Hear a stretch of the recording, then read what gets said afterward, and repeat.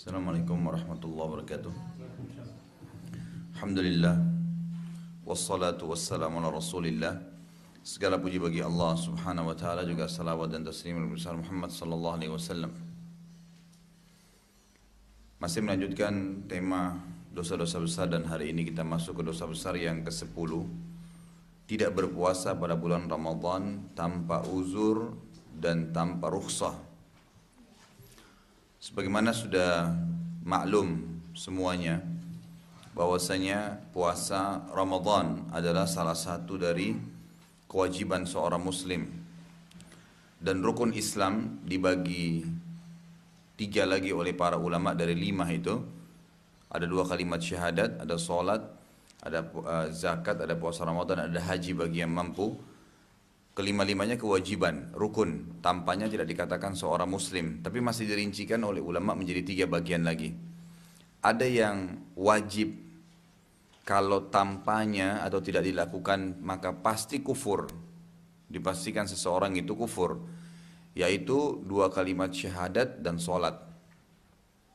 Ini tidak diragukan kalau orang membatalkan 2 kalimat syahadatnya dengan perbuatan syirik misalnya, atau tidak mengakui Allah, tidak mengakui Rasulullah SAW sebagai Rasul, ataupun dia tidak sholat, dan sholatnya ini tanpa udhur. Sebagaimana sabda Nabi SAW, Al-ahdul ladhi bainana wa bainahum tarkus salah wa man taraka faqad kafar. Perbedaan dasar antara kami dengan orang-orang kafir adalah sholat. Siapa yang meninggalkannya maka dia telah kafir. Artinya di sini meninggalkan secara sengaja, mutlak. Nah di sini tidak ada toleransi. Yang kedua, rukun Islam ada atau kewajiban tapi bagi yang mampu.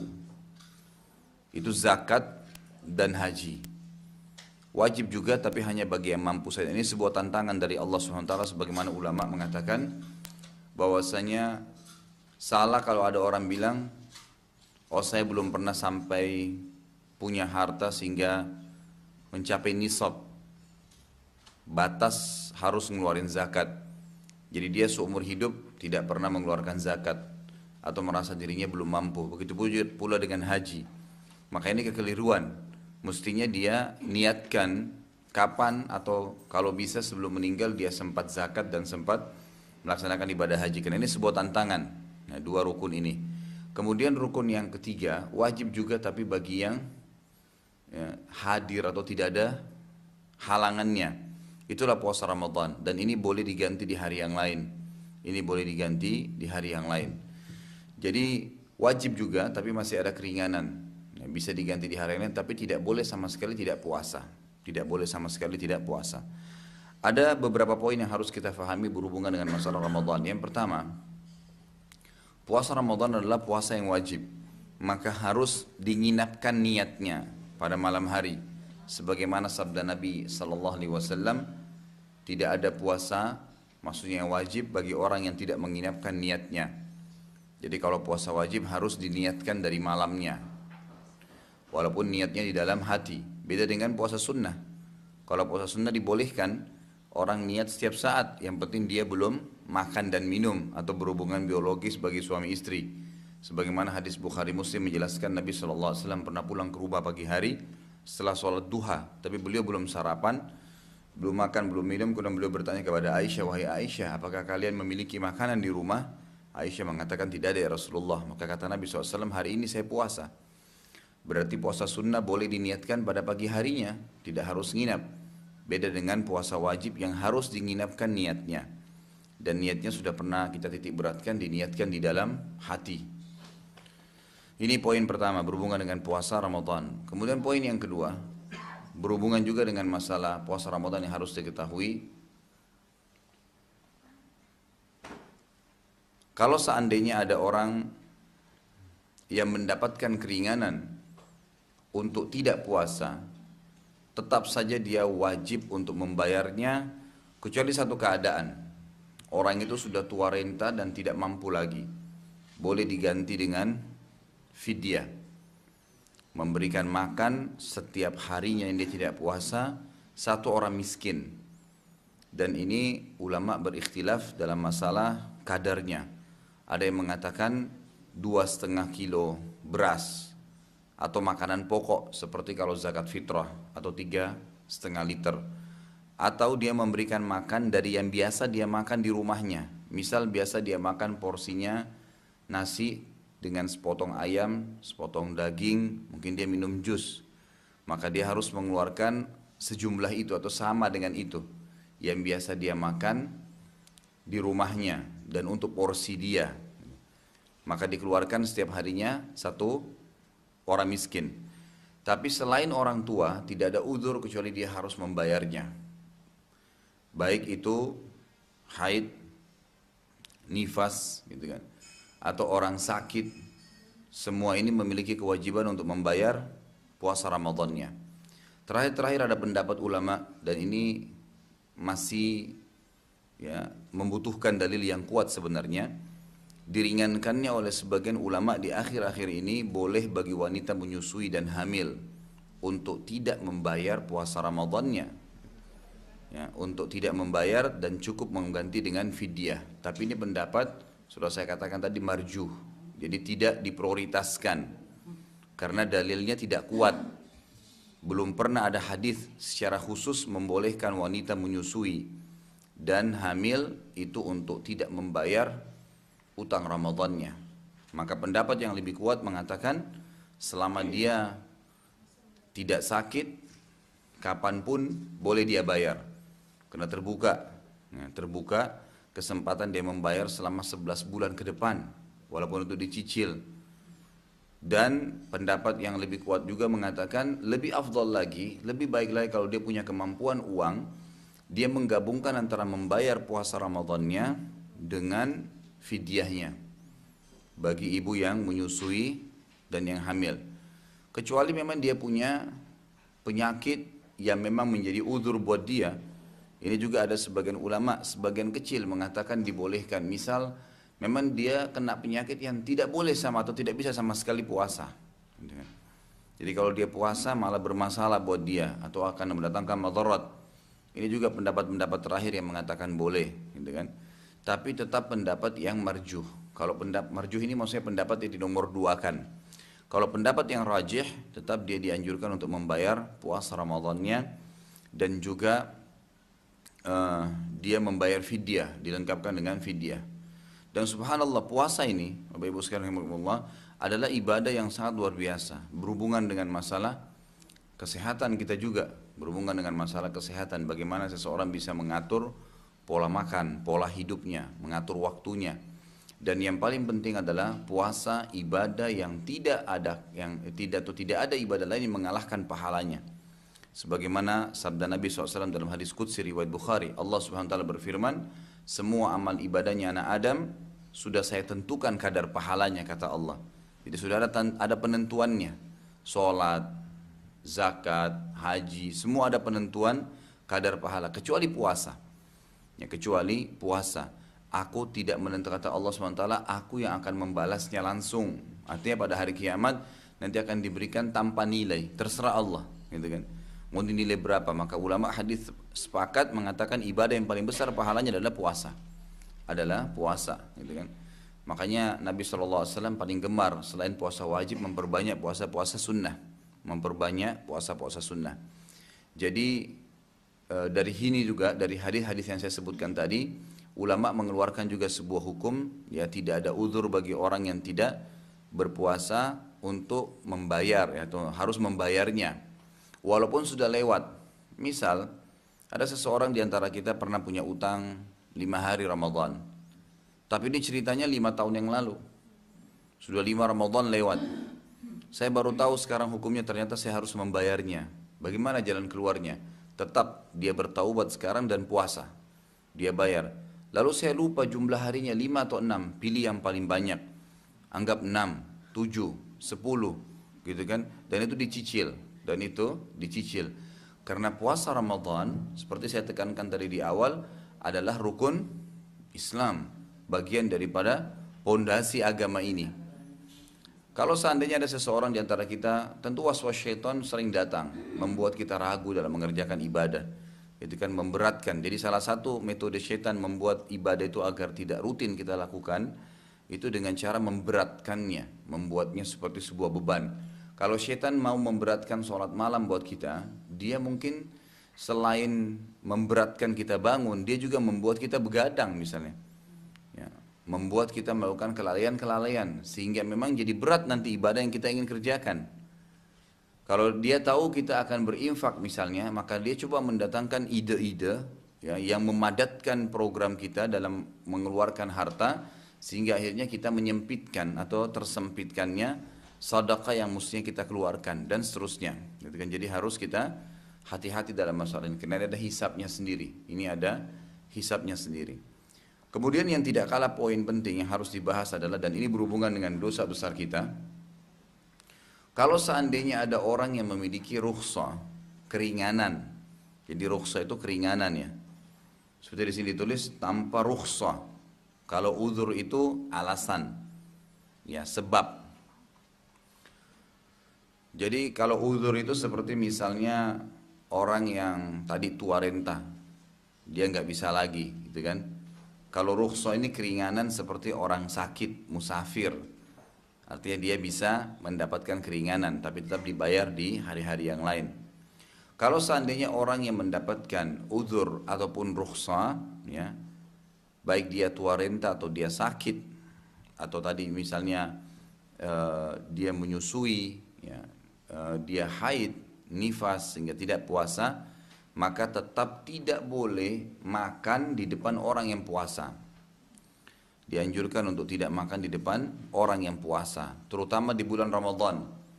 Kalau di hari-hari selain Ramadan maka tidak ada masalah, karena mayoritas pada bulan Ramadan orang puasa.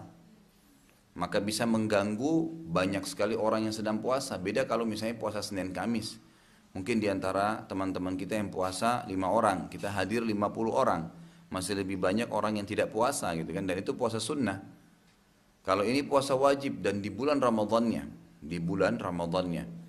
ya, saya terus terang merasa ada poin yang mesti kita perbaiki di Indonesia ini. Setelah saya tahu berita di Malaysia itu sekarang, kalau di bulan Ramadan ada orang yang tidak puasa, ya, itu diperiksa KTP-nya.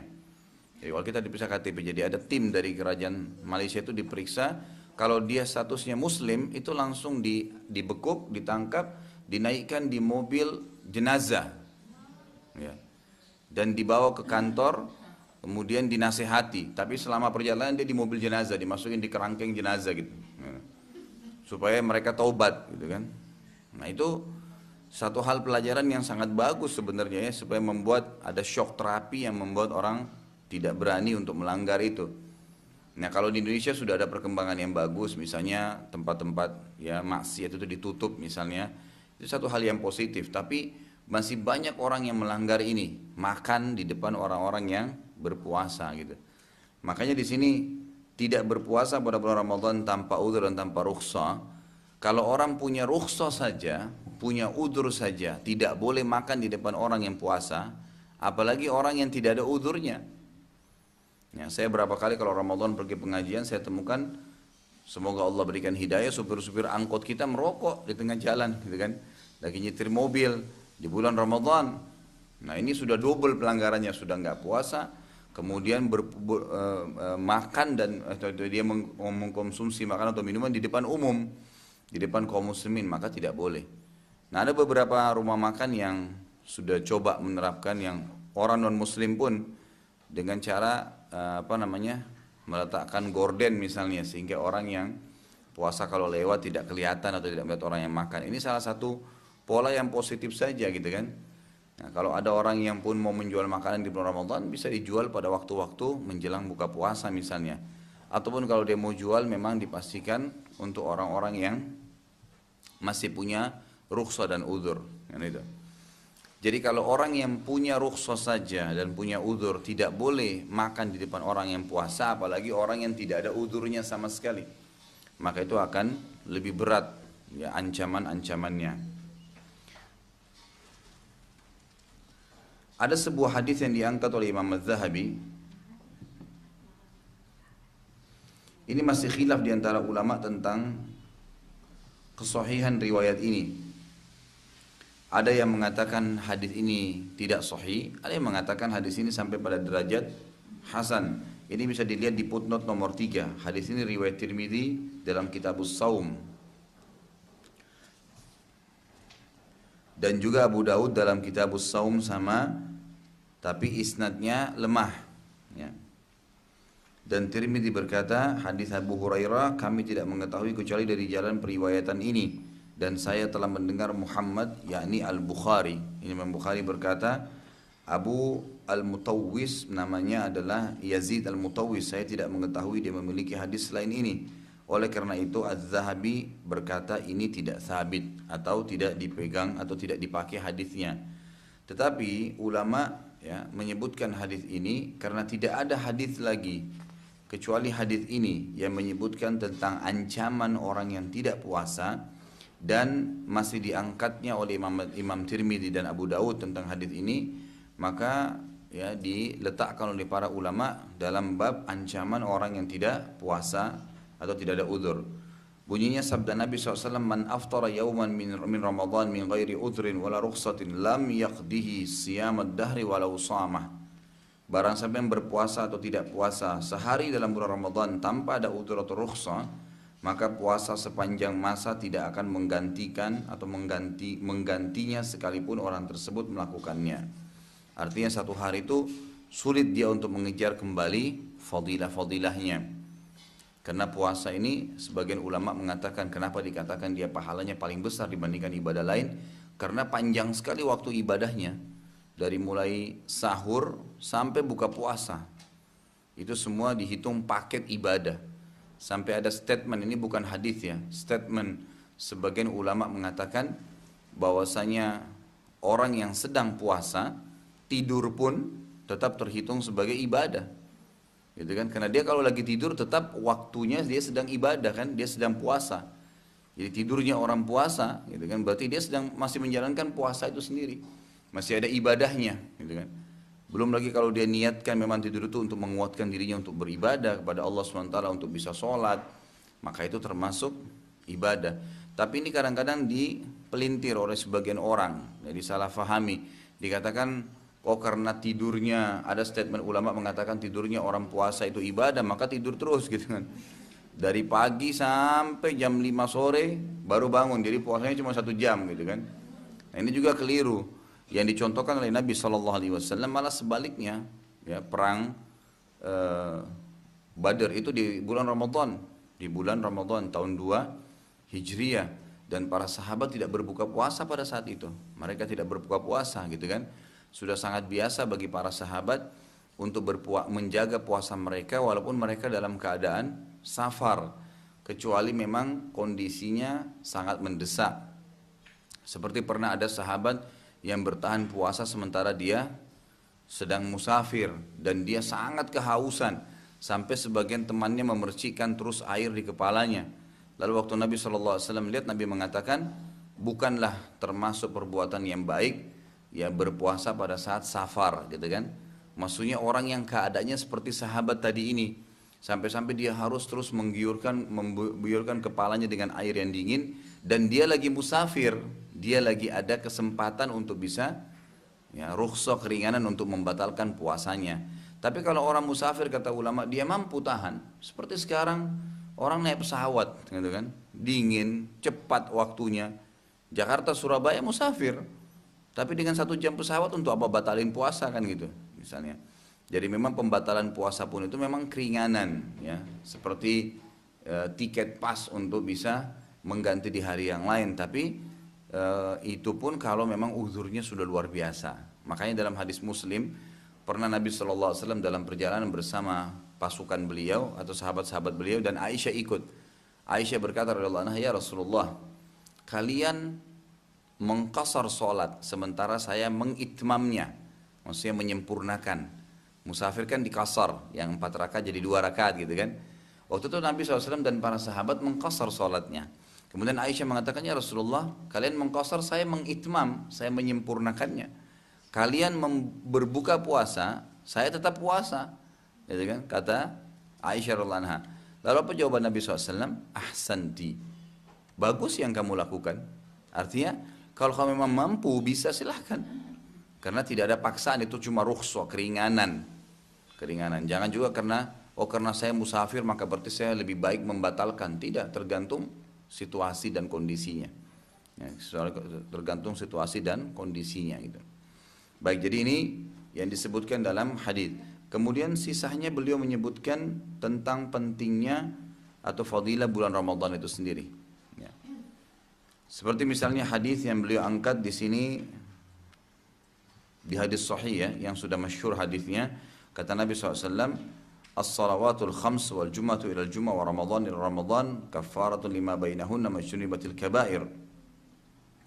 Dan ini sudah disebutkan takhrijnya sebelumnya, ya, diriwayatkan oleh ahli sunan. Salat 5 waktu, salat Jumat hingga salat Jumat berikutnya, dan Ramadan hingga Ramadan berikutnya adalah pelebur bagi dosa-dosa di antara keduanya selama dosa besar ditinggalkan.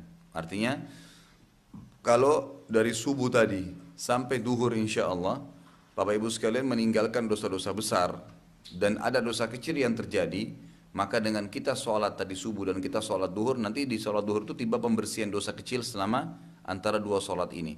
Antara duhur dengan asar juga sama, misalnya ada pelanggaran dosa yang kita lakukan tapi dosa kecil, maka akan dibersihkan selama kita tinggalkan dosa besar. Begitu terus antara sholat dengan sholat, begitu pula antara Jumat dengan Jumat. Setiap sepekan sekali ada pembersihan dosa selama dijauhi dosa besar, gitu kan. Makanya salah satu alasan kenapa kita pelajari buku ini, dosa-dosa besar, agar memahami tentang fadilah hadis ini. Siapa yang meninggalkan dosa besar, maka setiap hari ada 5 kali pembersihan dosa kecilnya, setiap pekan ada sekali, setiap Jumat dibersihkan dosanya, dan antara Ramadan ke Ramadan nantinya setahun sekali juga ada pembersihan dosa. Majtunibatil kabair, selama dosa besar ia hindari, ia jauhi, maka dosa-dosa kecilnya akan dibersihkan. Tentu dosa kecil ini biasanya untuk kalau dia banyak, dia akan memberatkan timbangan pada hari kiamat, timbangan dosa itu dibersihkan oleh Allah Subhanahu Wa Taala, dibersihkan dari seorang Muslim. Kemudian hadis yang selanjutnya juga Bukhari Muslim, kata Nabi Sallallahu Alaihi Wasallam, buniyal Islamu ala khams, syahadati an la ilaha illallah wa anna Muhammad Rasulullah wa iqamis salah wa ita'iz zakah wa shaumi Ramadan wa hajjil bait. Ini tentang rukun Islam. Islam itu dibangun di atas 5 dasar atau 5 pondasi. Bersaksi bahwasanya tidak Tuhan yang berhak disembah kecuali Allah dan Muhammad adalah utusan Allah, mendirikan salat, menunaikan zakat, puasa Ramadan dan haji ke Baitullah. Kemudian hadis yang lain riwayat disebutkan dalam Targhibut Tarhib, dan Mundhiri berkata hadis ini sanadnya hasan. Itu bisa dilihat di footnote-nya ya. Kata Ibnu Abbas radhiyallahu anhu, beliau berkata, jadi ini bukan hadis dari Nabi tapi perkataan Ibnu Abbas, ural islami wa qawaidud din thalatha, syahadatu an la ilaha illallah was salah wa shaum Ramadan, faman taraka wahidatun atau wahidatan minhunna fahuwa kafir. Tali simpul Islam dan kaidah-kaidah agama ini ada 3. Bersaksi bahwasanya tidak Tuhan yang berhak disembah kecuali Allah, salat dan puasa Ramadan. Barang sampai meninggalkan salah satu saya dari ketiganya, maka dia telah kafir. Maka dia telah kafir. Kita mendapatkan ada orang yang memiliki banyak harta, tapi dia tidak berhaji dan tidak membayar zakat. Namun demikian darahnya tidak dihalalkan untuk ditumpahkan. Ini adalah khabar yang sahih. Artinya beda dengan puasa Ramadan yang disebutkan oleh riwayat Ibnu Abbas tadi. Langsung dicap orang itu kafir. Sementara orang kalau tidak haji dan tidak zakat, tidak ada ancaman kekufuran, gitu kan? Berdosa iya. Berarti memang Ramadan malah lebih penting daripada zakat dan haji itu, walaupun keduanya juga rukun Islam atau semuanya rukun Islam gitu. Pernah terjadi, ada kejadian nyata di Jazirah Arab kemarin, di Saudi terjadi. Ada seorang pengusaha besar, kaya raya, gitu kan? Dia memang tidak paham agama ya, mungkin tidak mempelajari agama ini dengan baik sehingga tidak menerapkannya. Dan dia menganggap puasa Ramadan adalah beban hidup, harus puasa sebulan, gitu kan? Apa yang dia lakukan? Setiap kali akan tiba Ramadan, dia berangkat ke luar negeri, selalu ke Eropa, gitu kan, dari Saudi, supaya tidak puasa. Nanti dia pulang setelah Idul Fitri, gitu kan? Jadi dia menghindari keluarganya, karena keluarganya yang lain ya selain itu puasa. selain dia dengan istri dan anak-anaknya. Setiap tahun begitu seperti itu programnya. Kalau tiba bulan Sya'ban, akhir Sya'ban berangkat ke Eropa. Sebulan penuh rekreasi sama keluarganya pulang. Bukan berarti dia musafir kemudian nanti dia bayar Ramadan, tidak. Memang dia tidak mau puasa. Akhirnya Allah coba dia dengan penyakit. Kena penyakit di perutnya dan subhanallah dia berobat bertahun-tahun ke dokter spesialis pun tidak ada yang tahu penyakitnya apa gitu. Jadi selalu dicari, dia minum obat yang mahal ke dokter manapun tidak pernah ada.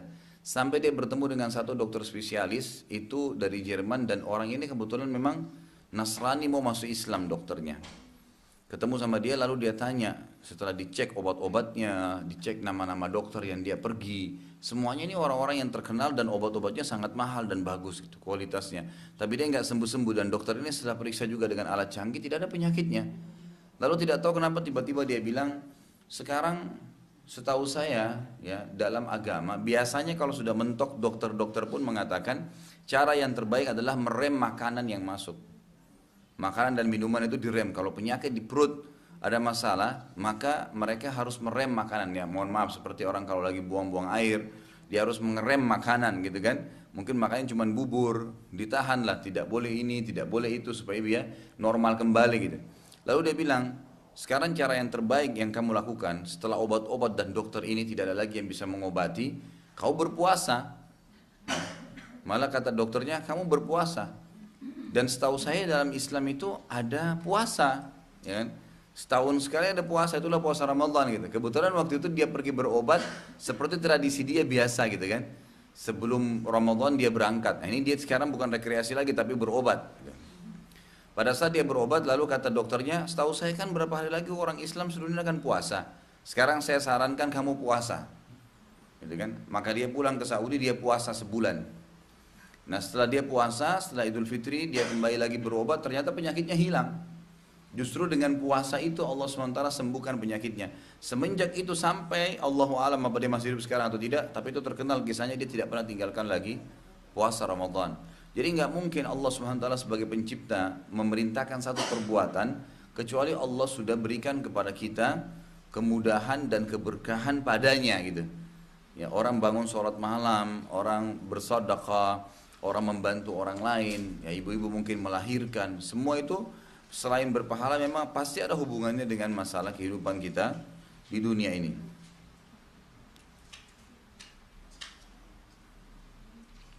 Kemudian beliau mengangkat juga hadis yang perlu diperhatikan dalam bulan Ramadan tentang tidak bolehnya orang berbohong atau berkata hal-hal yang sia-sia. Ini tidak berurutan hadisnya, tapi kita bahas karena memang seperti apa yang ditulis dalam kitab Al-Kabair ini. Jadi kalau ibu-ibu dan bapak yang ikuti bukunya pasti tahu gitu kan. Dan disebutkan dalam hadis ini dengan sanad yang sahih diriwayatkan oleh Imam Bukhari dalam kitab As-Shaum, man lam yada qaul az-zuri wal amala bihi wal jahla fala hajata lillahi bi an yada'a ta'amah wa bi an yada'a at-ta'am wasyarab. Barang siapa yang tidak meninggalkan ucapan dusta di bulan Ramadan pun tetap berdusta, kemudian melakukan ya dusta, ucapan dusta dan juga memotivasi orang melakukan dusta itu, dan juga selalu dalam keadaan jahil, tidak bertanya tentang hukum-hukum agama, maka Allah tidak memiliki hajat pada puasanya dengan dia meninggalkan makan dan minum. Kalau bapak ibu yang pernah hadir setiap menjelang Ramadan biasanya saya selalu titik beratkan bahasan tentang dahsyatnya Ramadan. Ada juga DVD yang sudah ditaruh di sini tentunya. Di judul dahsyat Ramadan bisa dilihat. Nah itu satu hal yang banyak umat Islam tidak sadari. Sebenarnya Ramadan itu adalah bulan peningkatan skill ibadah, gitu kan? Jadi kita sedang dicas untuk meningkatkan skill-skill kita. Jadi di bulan Ramadan itu kita disuruh, ya, tanda kutip, dipaksa oleh Allah SWT untuk mengikuti program-program.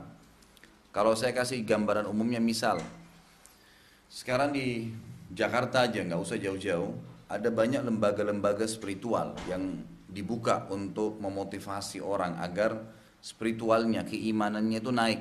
Ya, seperti mungkin ada ESQ dan ada yang lainnya itu biasanya ya orang sampai bayar sekian banyak dan itu programnya sekian hari ya, dibayar mahal tadi untuk meningkatkan satu atau dua skill saja misalnya.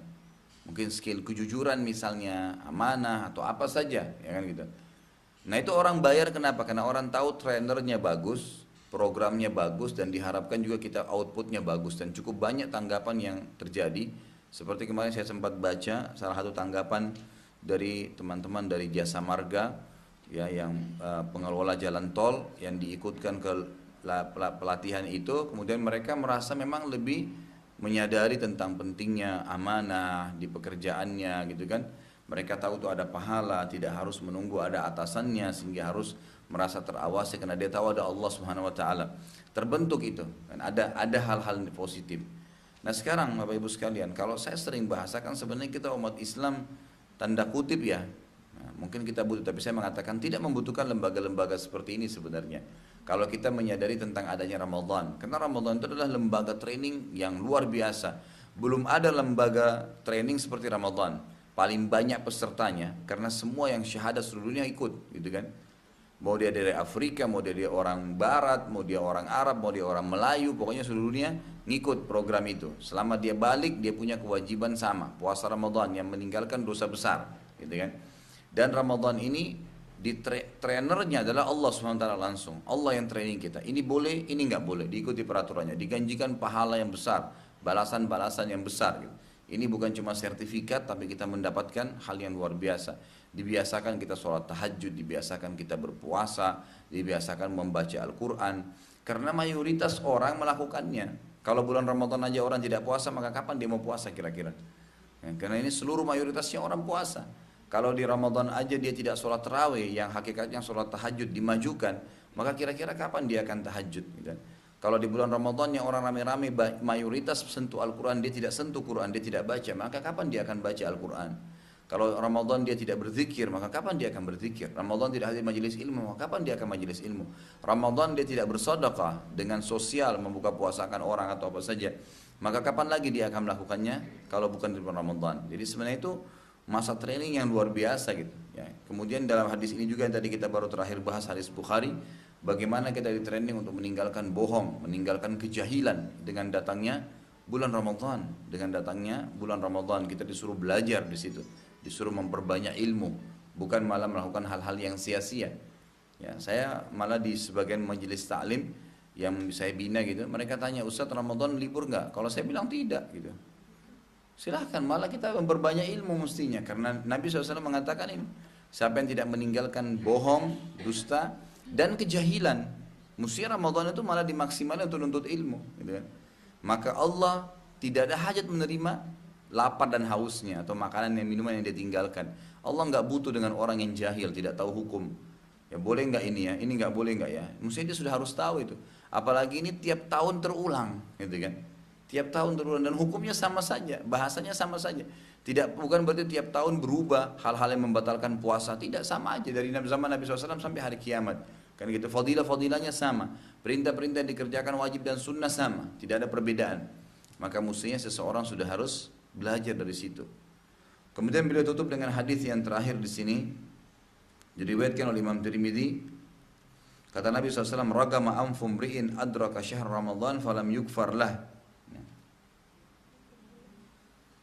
Kemudian dalam riwayat bisa dilihat di footnote nomor 2 dikatakan dengan lafadz lain diriwayatkan oleh Abu Daud, diriwayatkan oleh Imam Tirmidzi juga, ragama anfum ri'in dakhala alaihi Ramadan thumma salakha wa lam yukfar lah. Terjemahannya hampir sama, cuma ada tambahan di lafadz kedua. Ragama anfum ri'in ini istilah yang digunakan oleh Nabi SAW dengan, kalau kita terjemahan ringkas, terhinalah, ya, celakalah, gitu kan. Kalau di sini dikatakan lafadznya berdebulah hidung seseorang, maksudnya dia terhina, gitu ya.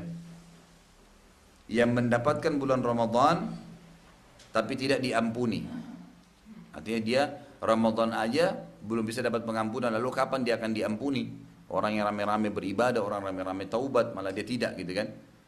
Kemudian dalam riwayat yang kedua tadi dikatakan ragama anfu rajulin, sungguh terhinalah seorang dakhala alaihi Ramadan, Ramadan telah datang kepada dia dapatkan thumman salakh, kemudian Ramadan itu hilang, pergi, sudah selesai, sudah lebaran Idul Fitri, walam yukfarlah, sementara dia belum diampuni kesalahan-kesalahannya, diampuni kesalahan-kesalahannya. Jadi Ramadan adalah kesempatan orang membersihkan diri dari dosa-dosa, dari dosa-dosa.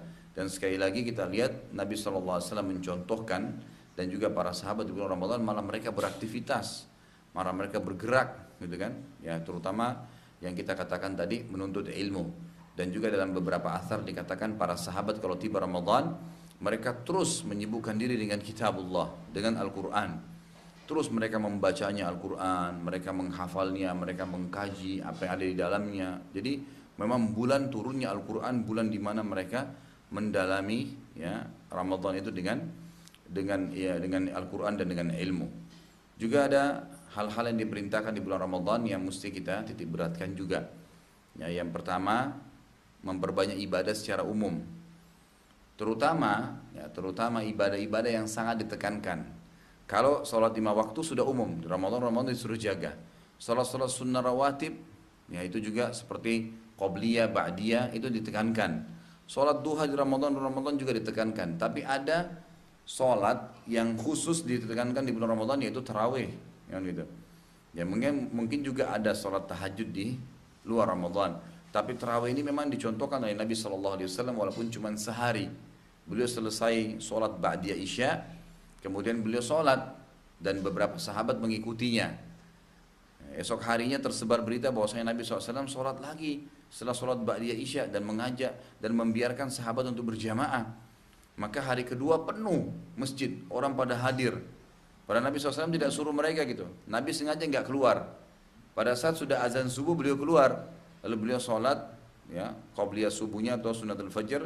Beliau sholat subuh, habis sholat subuh lalu beliau ceramah. Beliau mengatakan, saya tahu apa yang kalian lakukan semalam. Kalian tunggu saya untuk sholat gitu. Saya tidak keluar, karena kalau saya keluar saya khawatir menjadi wajib bagi kalian. Dan itu adalah sholat malamnya Ramadan. Tapi Nabi SAW menyuruh orang untuk melakukannya. Seperti misalnya hadis Nabi SAW, man qama ramadhana imanan wa ihtisaba ghufira ma taqaddama min dhanbi. Siapa yang mengerjakan sholat malamnya Ramadan dengan iman, yakin itu perintah Allah dan ihtisab, mengharapkan pahalanya, maka diampuni seluruh dosanya yang lalu-lalu. Sholat aja, gitu kan? Kemudian dianjurkan berjamaah, dan kalau bisa jangan bubar sebelum imam bubar. Sebagaimana hadis riwayat Imam Ahmad dengan sanad yang sahih, kata Nabi SAW, siapa yang sholat malam Ramadan, ya, dan dia terus tidak bubar sampai imamnya yang bubar, gitu kan? Sampai selesai imamnya sholat, maka akan diampuni dosa-dosanya yang lalu, gitu kan? Jadi kita dianjurkan memang berjamaah. Ya, bolehkah ibu-ibu keluar? Boleh, nggak ada masalah, gitu kan? Kalau emang kita ada kegiatan-kegiatan penting, mungkin bisa cari masjid yang mengerjakan 11 rakaat misalnya, gitu kan? Itu diantaranya. Tentu kita tidak bicara lagi masalah puasanya ya, karena puasa sudah jelas kewajiban, ini tambahan-tambahan ibadahnya.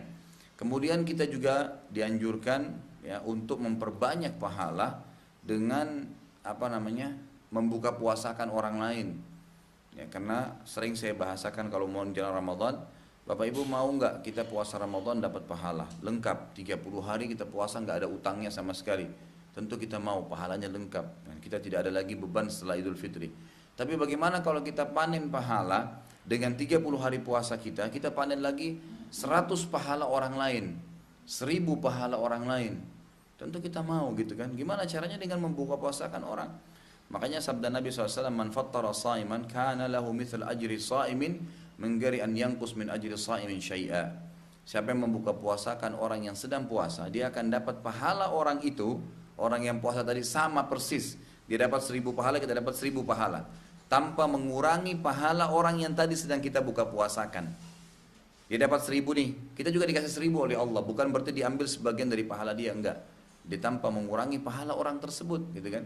Membuka puasakan orang itu walaupun cuma segelas air.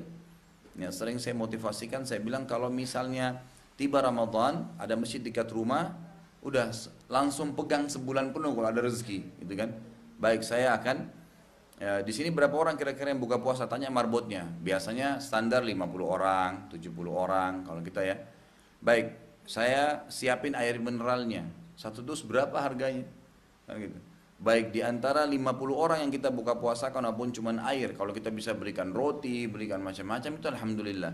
Tapi kalau kita misalnya memberikan air mineral dan dari 50 orang yang buka puasa, satu saja orang soleh yang dari pagi sampai dia zikir pagi, dia ngaji, dia sholat, Kita dapat pahala dia lengkap tanpa dikurangi, bukan cuma pahala puasanya, pahala seluruh ibadahnya hari itu kita dapat tanpa mengurangi pahala dia. Bagaimana kalau 50-50-nya semua orang baik? Misal kita cari tempat tahfidz Quran, misal kita membuka puasakan dai-dai, kan gitu. Itu sangat luar biasa gitu kan. Maka pahalanya kita dapatkan. Kenapa kita haramkan diri kita? Umar radhiyallahu anhu pernah membuka puasakan satu kota Madinah dengan air saja. Ya, tapi memang karena kondisi beliau tidak mampu ya pada saat itu. Jadi di zaman khilafahnya beliau itu di akhir Ramadan, sudah 10 akhir Ramadan, beliau khawatir Ramadan hilang, kemudian beliau belum membuka puasakan orang, padahal beliau raja gitu kan pada saat itu khalifah, tapi nggak ada duitnya, beliau nggak pegang uang karena beliau termasuk terkenal tidak mengambil uang dari kerjaannya sebagai peraja gitu, beliau kerja sendiri. Umar nggak ngambil sama sekali uang dari pemilik kaum muslimin, gitu kan, dari Baitul Mal, tidak ada sama sekali pendapatan dia kerja sendiri gitu. Nah waktu itu dia mau buka puasakan orang, gimana caranya? Dia panggil gulamnya, jadi kalau kita sekarang mungkin pembantunya, laki-laki, dia bilang, iklankan di Madinah bahwasanya Umar ngundang kalian semua buka puasa. Udah diiklanin, orang dengar raja yang undang, pasti makanannya mewah gitu kan. Ya tanggapannya orang begitu, mungkin akan ada kambing bakar, mungkin akan ada macam-macam. Nah yang terjadi ternyata waktu itu Umar punya sebuah sumur di sebelah rumahnya, ya. Lalu beliau bilang waktu menjelang azan kepada gulamnya, bagikan gelas-gelas ini, gelas dari tanah liat, dikasih banyak, memang dibuat, tanah liat dibuat gampang gitu kan. Jadi gelas dibagikan kepada semua yang hadir. Kemudian mereka pembantu Umar mengatakan silakan antri di sumur. Memang mereka minumnya dari sumur waktu itu. Jadi sumur itu memang sumber, bukan kayak kita sekarang ada dispenser, ada pam, tidak ada. Memang itu memang sumur adalah sumber minum air gitu. Dan kalau di Madinah orang punya sumur itu orang yang kaya raya semestinya gitu kan, karena dia punya sumber air. Orang tahu akan antri di sumur minum air gitu. Setiap orang yang hadir mengatakan, oh mungkin sebentar baru ada makanannya gitu. Setelah mereka isi gelasnya dengan air semua, begitu azan tidak ada kurma pun tidak ada gitu. Lalu gulamnya, pembantunya Umar mengatakan, silakan buka puasa dengan air, dan buka puasa Amir Mukminin sudah selesai gitu. Maka akhirnya semuanya pulang, tapi kebetulan waktu itu yang hadir adalah sahabat, tabi'in, orang yang faham hukum. Oh ternyata Umar mau ngambil pahala kita gitu kan, mau dapat pahala. Tapi seperti itu mereka mencari pahala gitu. Nah juga saya punya pengalaman pribadi di Masjid Nabawi. Tentu kalau ibu-ibu dan bapak ada kesempatan, ini poin termasuk ibadah, masih di poin pertama tadi yang saya bilang kita harus memperbanyak ibadah di bulan Ramadan. Itu ditekankan dan dianjurkan kita untuk umroh gitu kan, untuk umroh di bulan Ramadan. Boleh umroh bulan lain tidak masalah, tapi kalau bisa di Ramadan lebih baik karena pahalanya sama dengan haji bersama Nabi sallallahu alaihi wasallam. Beliau bersabda, umratu fi Ramadan ta'dilu hujjatan ma'i. Umroh di bulan Ramadan sama dengan haji bersamaku. Sama dengan haji bersamaku. Jangan kalau itu jangan saya bilangin lalu ibu-ibu bilang, ya sudah, kalau gitu kemarin kan sudah umroh, ya coba saya tunda Ramadan ya. Enggak usah. Insya Allah ada rezekinya, niatkan aja sendiri. Karena ada hadis lain yang berbunyi, umroh dan haji itu akan menghilangkan kemiskinan seperti api menghilangkan karat dari besi. Jadi subhanallah, nggak ada orang pulang umroh pulang haji itu miskin, gitu kan? Itu umumnya Allah bukain rezekinya. Jadi diniatin aja. Nah kita lihat kalau insya Allah bapak ibu ada kesempatan umroh, coba nanti kalau lagi di Madinah. Saya selalu tekankan jemaah saya kalau yang umroh dengan saya Ramadan itu, kalau buka puasa nggak usah di hotel, ke Masjid Nabawi aja. Lihat bagaimana mereka mengejar pahala itu. Sampai kadang-kadang ini kita netesin air mata nggak sadar gitu ya. Dimulai kisah saya itu waktu masih pertama sekali, tahun pertama saya masuk di Madinah tahun 90. Waktu itu saya masih SMA. Kemudian saya bilang sama teman-teman di kampus, ayo kita, karena habis asar itu biasanya disiapin bus oleh kampus untuk ke Masjid Nabawi gratis, habis isya diantar lagi pulang gitu. Ayo kita buka puasa di Masjid Nabawi, kita lihat bagaimana sekalian sholat lah gitu kan, tarawih. Kami ke sana, waktu turun dari bus, saya lihat dari kejauhan ada banyak orang yang membelakangi pintu masjid. Jadi pintu Masjid Nabawi itu dibelakangi, menghadap ke arah orang-orang yang datang gitu. Saya waktu lihat orang-orang ini lagi ngapain gitu, bukan satu dua orang. Kalau cuma nunggu temannya kan satu dua, ini banyak orang gitu kan. Nah pada saat saya dekat, saya dikagetkan karena tiba-tiba saya dipeluk oleh salah satu di antara mereka. Teman-teman saya semua dipeluk gitu. Saya lihat mukanya orang ini saya nggak kenal gitu. Siapa orang ini tiba-tiba meluk? Nanti saya dapat jawaban setelah dia bisikin kuping saya. Dia bilang, akhi, saudaraku, tolong buka puasa di tempat saya ya. Jadi dia merayu saya untuk buka puasa dengan dia gitu. Itu luar biasa. Ternyata dia biasanya itu anaknya misalnya, ayahnya atau kakak dia ada di dalam masjid, itu sudah buka sufroh plastik yang memang itu sudah turun temurun. Kalau sekarang bapak ibu baru mau masuk nggak ada dapat tempat sudah, gitu kan? Ini sudah turun temurun. Mereka sudah blok dari sekian meter sampai sekian meter. Ini sufrohnya si fulan, ini sufrohnya si fulan gitu. Sudah dari kakek kakeknya dulu gitu. Nah, kalau kita sekarang masih mau ikut-ikutan bisa, nanti ada caranya saya ajarkan. Tapi di sana itu sudah ada. Nah, si ayah ini nunggu di dalam, ujung sufroh ada satu jek zam-zam, ujung sufroh satu jek zam itu dikasih. Yang di masjid itu boleh dipakai. Dan Ramadan itu dikasih ekstra gitu kan. Maka di tengah-tengah ditaruh roti, ditaruh yogurt, ditaruh kurma, macam-macam lah yang ditaruh di situ untuk buka puasakan orang. Si ayah ngatur, si anak nyari mangsa. Gitu. Lah iya, dia nyari orang di luar. Kalau kita iyakan, ya udah baik. Tangan kita dipegang, itu tangan saya dipegang, dibawa sampai ke tempatnya. Terus dirayu sama dia, jangan pindah ya. Gitu. Dikasih pisang, dikasih macam-macam sebagai puasa. Nanti dia keluar lagi cari lagi orang lain gitu, sampai penuh sufrahnya. Jadi mereka berebut-rebut untuk supaya bisa membuka puasakan orang gitu. Itu luar biasa itu. Sampai terakhir Ramadan yang lalu saja itu, saya masih melihat sama saja gitu. Kita lewat itu dirayu, dipegang, suruh duduk gitu. Kalau kita nolak pun dia tidak lepas kecuali sudah ada orang lain yang bisa dijadikan mangsanya gitu. Di Indonesia kadang-kadang kita sudah dapat giliran dari RT gitu kan. Rumahnya fulan, rumahnya itu begitu tiba gilirannya bilang apa? Oh sudah tiba giliran saya ya gitu. Masih bertanya gitu kan. Padahal sebenarnya mestinya sebulan penuh itu dia harus pegang gitu kan masjid itu. Kalau perlu kita blok masjid itu atau pesantren atau apa saja kira-kira, maka itu sangat baik sekali, ya sangat besar sekali pahala yang bisa kita dapatkan. Membuka puasa kan orang luar biasa gitu. Nah kalau bapak ibu lagi umroh dan juga ingin partisipasi, saya sarankan turunnya atau mungkin habis asar, ya mungkin sebelum asar sudah mandi, habis asar sudah nggak kembali lagi ke hotel. Itu turun nanti habis asar itu bisa beli kurma. Di dekat masjid kan ada banyak yang jual. Beli sekilo, beli 2 kilo di plastik atau di kotaknya. Kemudian boleh kita bawa ke dalam masjid bebas. Nanti kita ikutkan ke sufrah-sufrahnya orang ini. Titipin boleh, titipin. Atau kalau tidak, biasanya kalau saya agak telat, sudah menjelang maghrib baru turun mungkin karena ada udzur. Biasanya kita ada pengajian. Kalau travel itu habis asar gitu kan.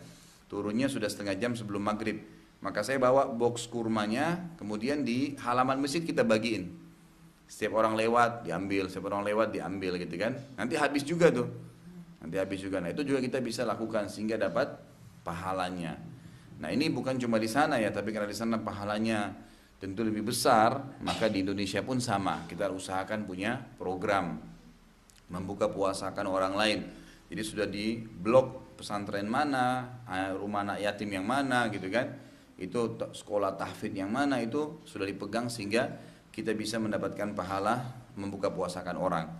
Begitu juga tadi dengan umroh itu, ya diusahakan umroh di bulan Ramadan, gitu kan. Kalau agak sulit di akhir-akhir Ramadan bisa di awal-awalnya. Yang penting umroh Ramadan. Gitu kan. Kalau yang kemarin-kemarin itu saya sempat buatkan program tempat pengajian terutama teman-teman yang kerja kantoran itu kan mereka kesulitan untuk membagi waktu, maka saya bilang bisa kok minta sama travelnya berangkat nggak usah lama-lama, berangkatnya Jumat pulangnya Ahad. Minta sama dia saya cuma mau 3 hari di sana, nanti dibuatin program bisa kita berangkat Jumat kayak kalau naik Garuda jam 10 atau jam 1 siang tibanya sana kan masih sore. Umumnya itu kalau saya berangkat jam kayak kemarin terakhir umrah ini kan kita berangkat jam 1 tibanya sana jam 5 sore kan, belum maghrib gitu. Biasanya malah buka puasa di bandara Jeddah gitu. Nah itu masuk ke Mekah langsung, masuk ke Mekah itu langsung umroh. Jadi hari Jumat itu sudah umroh gitu kan, sudah umroh Ramadan tuh. Karena kita sudah masuk malamnya kan, kita nginap sehari, besok habis sholat duhur asar ke Madinah hari Sabtunya. Nah setelah itu nanti sholat maghrib isya tarawih di Masjid Nabawi. Hari Ahadnya pulang gitu kan. Kalau buru-buru pun supaya tidak kehilangan peluang untuk umrah Ramadan. Kalau ada waktu alhamdulillah lebih bagus. Sekian hari, sebulan penuh jauh lebih bagus lagi gitu kan. Tapi ini peluang-peluang jangan disia-siakan karena pahalanya sama dengan haji bersama Nabi. Jadi ada dua fadilah ya, pahalanya sama dengan haji plus lagi sama Nabi. Nah, itu fadilah yang besar, itu fadilah yang besar yang jangan disia-siakan. Jadi poin pertama yang harus diperhatikan dalam masalah Ramadan adalah memperbanyak ibadah pada saat itu. Ya, yang mendasar tadi saya bilang yang tidak umum di luar adalah penekanan sholat tarawihnya, penekanan membuka puasakan orang, ya, penekanan untuk umroh, kemudian penekanan juga untuk memperbanyak mengkhatam dan mempelajari Al-Quran. Mempelajari Al-Quran, jadi setiap hari Al-Quran aja ya kita baca, hafal.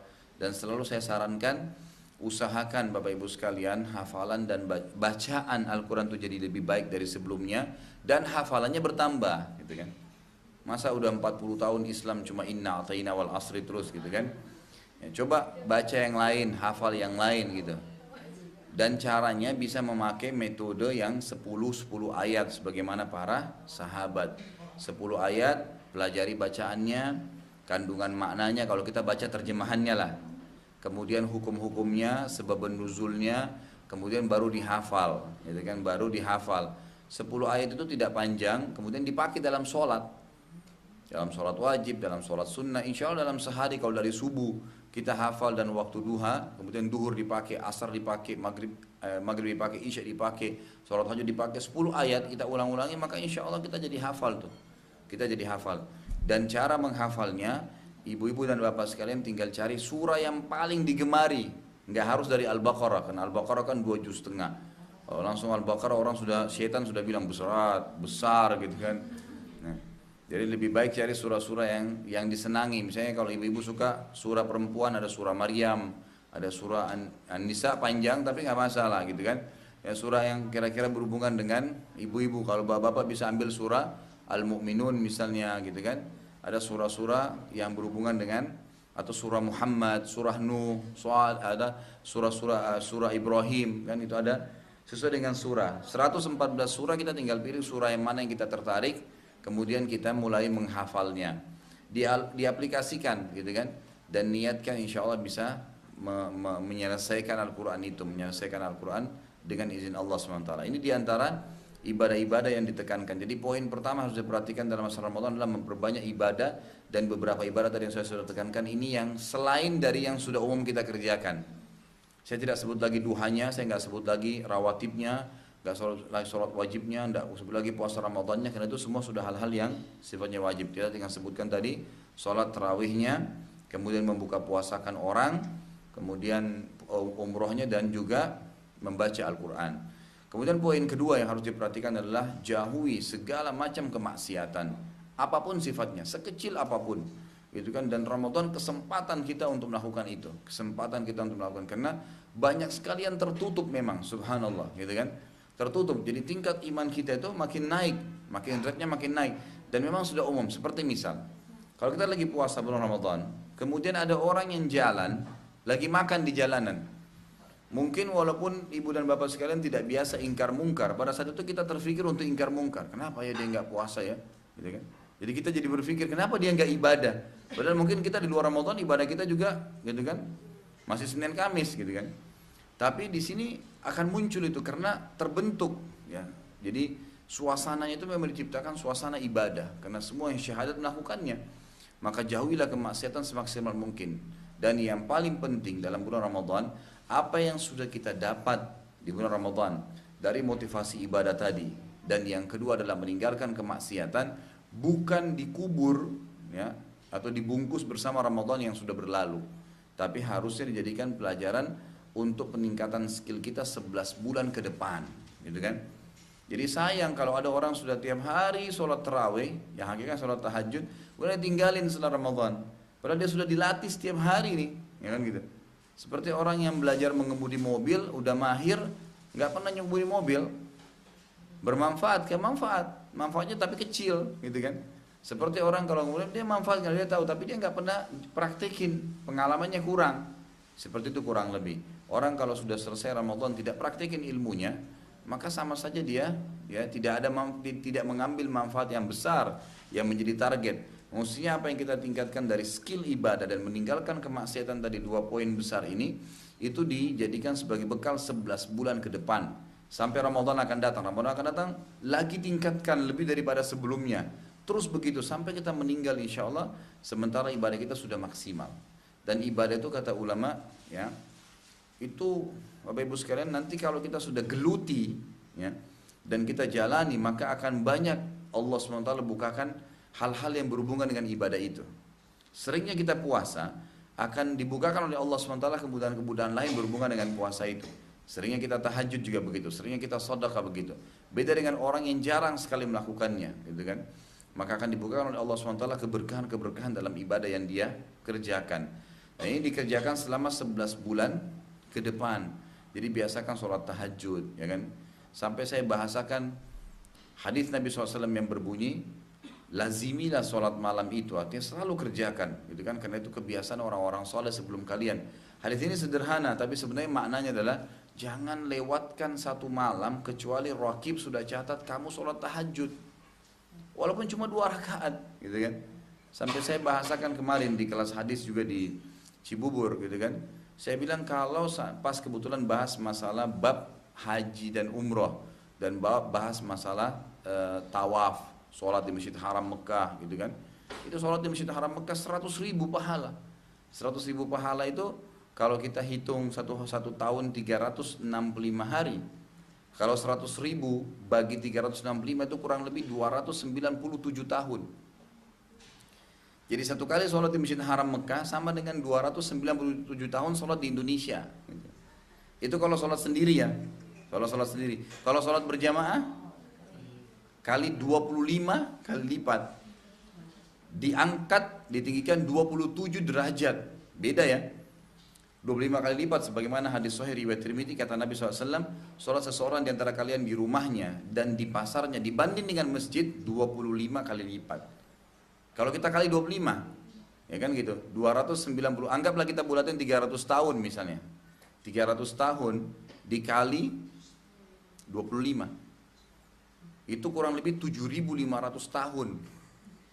Jadi satu kali kemarin atau kita sholat duhur berjamaah di Masjid Haram Mekah, itu sama dengan 7.500 tahun sholat di Indonesia berjamaah. Masjid apapun gitu. Itu fadilahnya besar sekali gitu. Maka jangan disia-siakan nanti pada saat umroh, pada saat ini dimaksimalin dengan ibadah begitu. Nah sama halnya dengan ibadah-ibadah yang kita kerjakan di Indonesia. Kita pindah dulu dari haram, sekarang di Indonesia. Sholat malam pun begitu. Saya kemarin kasih trik, di Indonesia atau di Saudi, kalau kita pun mau agar tidak kehilangan sholat malam, anggap misal contoh kasus kita bangun sudah azan subuh. Saya tidak tahu ya kalau sekitar masjid Bapak Ibu ini seperti apa. Kalau di dekat rumah saya Alhamdulillah sekarang itu 15 menit dia baru iqamah. Jadi hampir sama dengan Masjid Haram gitu. Nah saya pernah praktekin, ini saya pribadi ya. Kalau saya telat bangun, saya bangunnya menjelang azan 5 menit 10 menit, nggak sempat sholat tahajud, saya wudhu langsung ke masjid. Begitu azan. Nah ternyata antara azan iqamah itu kita masih bisa tanda kutip mencuri waktu untuk tahajud. Jadi masih bisa kita sholat tahajud. Kenapa? Karena sabda Nabi SAW dalam hadis Muslim, kalau kalian dengarkan azan subuh maka witirlah. Kata ulama hadis berarti masih boleh sholat tahajud, bukan tidak boleh gitu kan? Saya coba praktekin, misal 8 rakaat itu saya kerjakan tanpa salam kecuali 1 kali. Kan sholat malam Nabi kan ada yang 2 rakaat salam, 2 rakaat salam kan gitu ada, sampai 4 kali. Ada juga yang 4 rakaat, 1 salam, 4 rakaat 1 salam kan, dengan tidak ada tahiyat pertama. Rakaat pertama, rakaat kedua berdiri, ketiga berdiri, rakaat keempat tahiyat salam gitu kan. Begitu 4 rakaat, 4 rakaat. Begitu juga witirnya, bisa 21, bisa 3 sekaligus tapi tanpa tahiyat pertama. Boleh juga dikerjakan, itu 8 rakaat sekaligus, Nabi SAW pernah kerjakan. Rakaat pertama, kedua, ketiga berdiri, rakaat keempat tahiyat pertama. Rakaat kelima, 6, 7 berdiri, rakaat 8 tahiyat dan salam gitu. Saya pribadi pernah praktekin gini, dalam 15 menit antara azan iqamah itu, saya sholat, kemudian saya baca Al-Fatihah. Ya, saya lewatkan 2 iftitahnya gitu kan.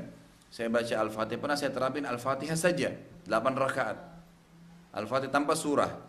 Kemudian ruku, Subhana Rabbiyal Azim. Selesai, 1 kali.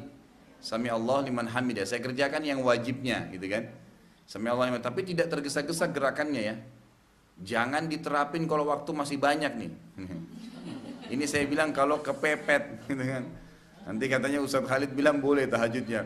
Memang boleh, tapi kehilangan pahala ini kalau kepepet, gitu kan. Kemarin juga di Haram saya coba praktekin pada saat satu hari kami di sana itu ada satu hari yang saya sempat telat. Karena umrohnya sudah jam berapa waktu itu selesai, jam 3, jam 4, setengah 4 selesai. Maka agak telat, saya datang antara azan, oh, alhamdulillah sempat gitu loh. Nggak ada masalah. Jadi kita terapin begitu, sudah salam, saya tambah lagi dengan witir 3 rakaat baru iqamah gitu. Ya. Jadi kita bisa terapin, atau bisa juga kalau mau tambah pahala dengan surah, surahnya bisa cari surah-surah pendek gitu kan. Wal asri inna atayna, ya mungkin sudah dihafal lah gitu kan. Kalau saya bilang Al-Baqarah baru mungkin tanda tanya gitu. Baik, dipilih surah-surah pendek itu kemudian diamalkan. Tapi intinya yang kita ingin titik beratkan, jangan lewatkan satu malam yang tidak tercatat sholat malam gitu loh. Usahakan dikerjakan. Dan kalau kita terbiasa mengerjakan sebuah ibadah seperti sholat tahajud misalnya, itu kata ulama disebutkan dalam bab sholat tahajud, orang yang terbiasa mengerjakan tahajud pada saat mereka kelewatan satu malam pun, mereka boleh mengerjakan itu sebelum sholat duha. Beranjak daripada hadis riwayat Bukhari bahwasanya Nabi SAW pernah ya terlambat sholat tahajud. Beliau bangun sudah azan subuh, lalu beliau sholat subuh kan gitu. Nah sebelum sholat duha beliau mengerjakan sholat malamnya 12 rakaat. Bukan 11 ya, 12. Jadi witirnya yang tadinya 3 menjadi 4. Ini disebutkan dalam hadis yang sahih. Kenapa Nabi SAW kerjakan? Kata ulama hadis, karena sudah menjadi rutinitas beliau. Ini hanya orang yang rutinitas. Kalau orang yang tidak rutinitas maka tidak dianjurkan untuk mengerjakan ini karena belum ada keringanan ya. Karena Nabi SAW sudah rutin kerjakan maka beliau contohkan itu. Maka bisa dikerjakan. Itu satu fadilah yang luar biasa. Artinya tetap kita bisa mendapatkan kelebihannya. Sisi yang lain ada hadis Nabi yang luar biasa. Bunyinya siapa yang terbiasa mengerjakan sebuah ibadah, gitu kan?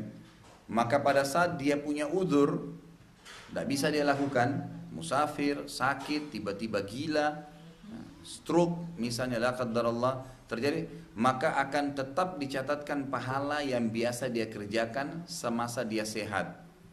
Jadi misal terbiasa Senin Kamis puasa, terus satu waktu umur sekian sudah lupa, udah nggak bisa lupa atau sudah nggak mampu lagi, maka tetap pahalanya jalan. Dia terbiasa menjaga sunnah rawatib, qobliyah duhur, ba'diyah duhur gitu kan, dikerjakan sunnah-sunnah ini. Kemudian dia musafir, rawatibnya kan tidak ada lagi karena dia jamak qasar, tetap dicatat pahala oleh Allah Subhanahu wa taala. Itu fadilah yang sangat besar. Ini hanya orang yang terbiasa menjaga. Kalau teman saya misalnya jaga, kemudian teman saya tidak jaga misalnya, maka dia pada saat musafir, memang dasarnya dia kalaupun mukim nggak pernah sholat qobliyah atau ba'diyah, nggak ada pahalanya. Nah itu keuntungan yang luar biasa bagi orang yang terbiasa menjaga. Jadi membiasakan diri dengan ibadah itu adalah hal yang luar biasa. Manfaatnya sangat besar, fadilahnya sangat banyak yang bisa didapatkan, Allahu alam. Jadi ini diantara hal-hal yang bisa kita ambil pelajaran dari masalah bulan Ramadan. Walaupun bahasan kita dari sini memang Imam Madhabi mengangkat itu ya, ada fadilah Ramadan beliau angkat dan cuman sebuah hadis yang berbau atau yang berbunyi ancaman tentang orang yang tidak ada udzur dan rukhsah sehingga mereka berbuka puasa, Allahu alam. Baik, sampai sini ada yang mau bertanya? Ya, silakan.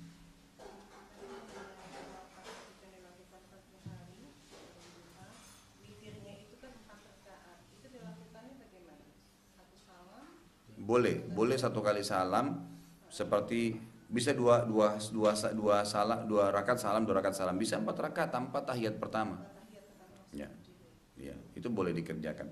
Tapi saya sarankan begini ya, bagi bapak ibu yang tidak terbiasa untuk bangun tahajud atau kadang-kadang sering telat, witir itu dikerjakan setelah ba'diyah isya, itu jauh lebih bagus. Witirnya ya, sehingga kalau kita bangun malam fokus tahajud saja. Witir sudah nggak jadi beban. Karena biasa kalau kita bangun azan subuh, mana yang mau dikerjain, tahajud atau witirnya gitu kan? Jadi masih bingung. Tapi kalau witir sudah dikerjakan 3 rakaat sebelum tidur, paling tepat itu kalau habis ba'diyah isya.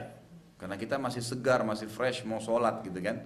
Apalagi kalau sholatnya on time, waktu begitu azan langsung sholat itu kita jauh lebih semangat dibandingkan kita ulur-ulur ditunda-tunda gitu kan? Maka saya sarankan witir selalu dikerjakan sebelum tidur. Dan itu sudah dicontohkan oleh banyak sahabat, diantaranya Ka'ab bin Malik radhiyallahu anhu. Beliau mengatakan, "Ausani khalili bi thalath lan adahunna ma ishtu." Ada kekasihku Rasulullah mewasiatkan aku 3 hal yang aku tidak pernah tinggalkan selama aku hidup. Lalu beliau sebutkan, yang pertama adalah beliau ya, puasa 3 hari setiap bulannya. Itulah Ayyamul Bid, ya 13, 14, 15, atau boleh tanggal berapa saja, yang penting dia 3 hari berturut-turut. Dan ada pendapat terakhir ya, dari Syekh Utsaimin itu mengatakan 3 hari berturut-turut ini, 3 hari pun dalam setiap bulannya boleh tidak berturut-turut, kan gitu. Tapi ini pendapat yang disampaikan oleh beliau secara pribadi gitu kan. Kemudian Ka'ab mengatakan radhiyallahu anhu, dan saya sholat duha serta saya tidak pernah tidur kecuali saya sudah witir. Jadi saya tidak pernah tinggalkan selama saya hidup. Maka saya sarankan witir aja, gak ada masalah. Itu wasiat Nabi kepada para sahabat gitu kan.